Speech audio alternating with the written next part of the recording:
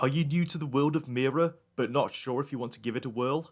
Not to worry, that's why I'm here to give you a few pointers. Hey, how's it going everybody? I hope you're all good.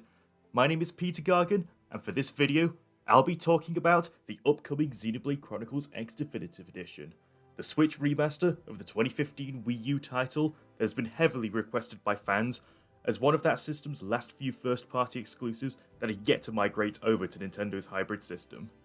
Much like an old video I did covering the definitive edition of the original Xenoblade game back in 2020, I'll be offering some general tips and tricks to make your stay on Planet Mira more pleasurable, whether you're crash landing for the first time, or you're someone who feels nostalgic and wants to revisit this experience 10 years later.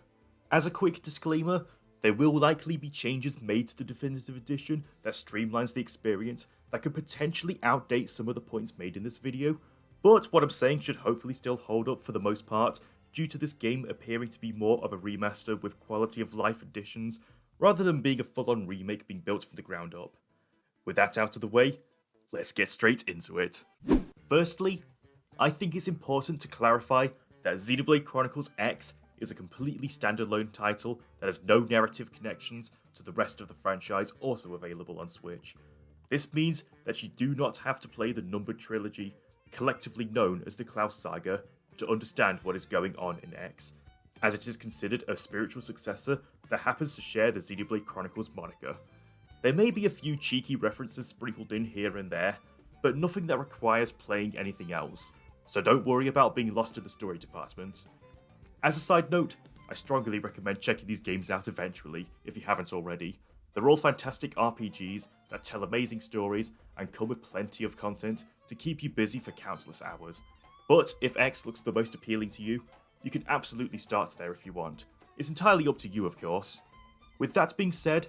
there will be some gameplay similarities that overlap, but X is also a pretty different experience compared to the other Xenoblade entries, due to its heavier emphasis on open-world exploration that revolves around rebuilding civilization after the remnants of humanity crash land onto the planet of Mira as a result of being caught in the crossfire of an intergalactic war. As one of its survivors, it's up to you to rescue the others and gather resources that have been scattered across Mira's 5 continents as you settle into your new home at New Los Angeles, or New LA for short. Naturally, there are twists and turns along the way as the adventure progresses, but I'll let you discover them for yourself and won't be spoiling anything further beyond this point. Anyway, let's go over a few of these similarities I have mentioned. When encountering monsters in the vast overworld, Xenoblade X offers a combat system that initially looks intimidating. One of the main criticisms aimed towards the Wii U original was that it didn't fully explain the mechanics, which can result in battles lasting a while if you don't fully know what you're doing, as well as the general user interface making the text difficult to read unless you squint real hard. But based on this recently released trailer of the definitive edition, it looks like these will no longer be issues. It appears that Monolith Soft have taken these criticisms on board and addressed them with text that is much easier to read from a glance, so that alone will hopefully make a significant difference in terms of accessibility, and I'm all for it. The auto attacks and art system is very similar to the original Xenoblade, where you can move around in real time while you whittle down your opponent's health. But in X's case, you can switch between melee and ranged weapons depending on the distance between you and your target. Also keep in mind the appendage system, where certain parts of a monster's body can be locked onto and destroyed, which can give you the upper hand as well as provide unique item drops, so be sure to take advantage of it. Also, just to go on a little tangent, I think the appendage system is really cool, and is not featured in the numbered entries, and it is something that I would like to see get expanded on in future Monolith Soft titles, as it does create an extra layer of depth to combat. If you want to learn more about Xenoblade X's combat in better detail than I could ever explain, here's a guide by YouTube user Enel, a renowned Xeno series speedrunner and YouTuber who is pretty much my go-to reference for explaining other mechanics across the series whenever I myself get stumbled, so I recommend you check it out after this video. There's also this one that explains the overdrive mechanic separately, which is also crucial to get to grips with if you want to maximize your combat potential, so check that one out too. The definitive edition has also been confirmed to explain overdrive where the Wii U version lacked, so even those of you that played it the first time round will likely gain a better understanding if you plan to double dip. as some of us have admittedly gone through the entire game not making the most out of it. Another similarity to the other games is that you'll find yourself embarking on side quests provided to you by the residents of New LA, often sending you on fetch quests for items or defeating certain enemies, and although they're not always essential for story progression, I recommend undertaking as many of them as possible, as you might find yourself passively accomplishing their requirements without even trying to as you progress. You might as well get rewarded along the way. There are also affinity missions that build connections with party members you recruit, which are important when it comes to improving battle performance between different characters, and some are even straight up compulsory for story progression, so be sure to take these on as they will also enrich the world building of Mira and a New LA society. And speaking of party members, you unlock quite a lot of them throughout the adventure, which differs from the Klaus saga, as those games typically give you a small handful of story significant characters to rotate between, but this is where X's advantage of having several more options comes into play. Each character will belong to a class with skills and arts that can be upgraded, skills being more passive traits like increasing a stat or dealing more damage to a certain kind of enemy, while arts are the actual actions in battle that can be upgraded to deal more damage or increase the duration of stat effects they inflict.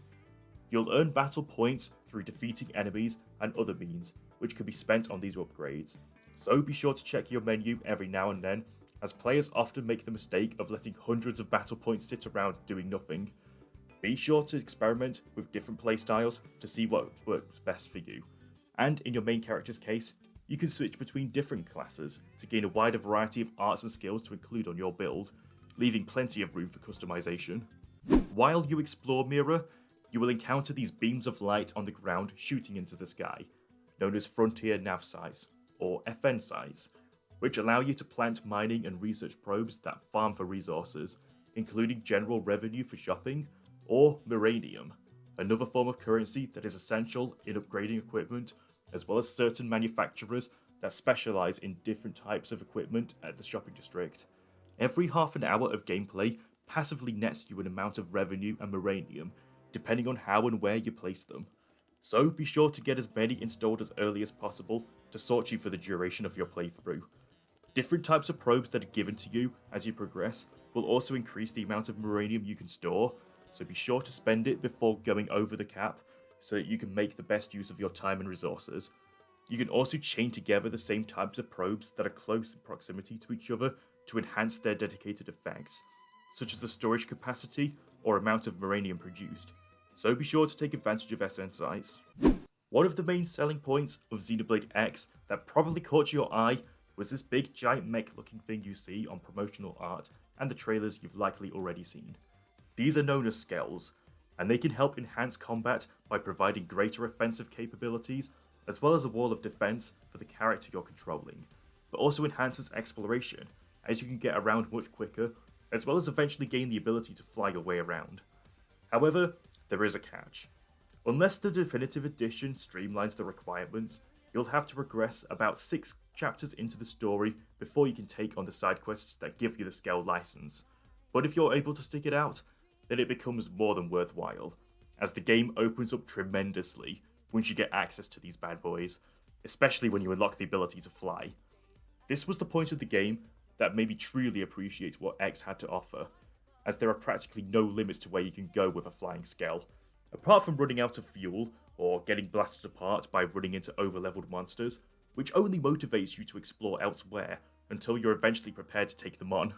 You will have to take good care of your Skells, however, and try your best not to get them destroyed by monsters, as you'll have to fork out lots of in-game cash to register a new one, which can be a bit of a hassle. So try not to overextend your current combat capabilities and only rely on Skells when you absolutely need the upper hand. You can avoid payment by timing the presses of the B button when it shows on screen, but it's still kind of a hassle to walk back to your headquarters just to get them re-registered every time it happens, so again, be careful. Overall, I really hope to see Xenoblade Chronicles X Definitive Edition be introduced to a wider variety of players that most likely didn't get to play it the first time round on the Wii U, as it's a game that deserves a lot more recognition, despite being overshadowed by the Klaus saga for the most part. As someone who didn't actually like it all that much at first, I have since grown to appreciate X for what it does differently, and consider it a worthwhile adventure that I'm excited to see others experience for the first time. As one of the likely last first-party titles of significance to be brought to the Switch before its successor comes along, an install base of over 146 million should give the world of Mira a much better chance this time round, and hopefully Monolith Soft eventually develops a sequel or game that takes inspiration from its more open-ended nature. Anyway, that just about does it for this video. I hope you've enjoyed it.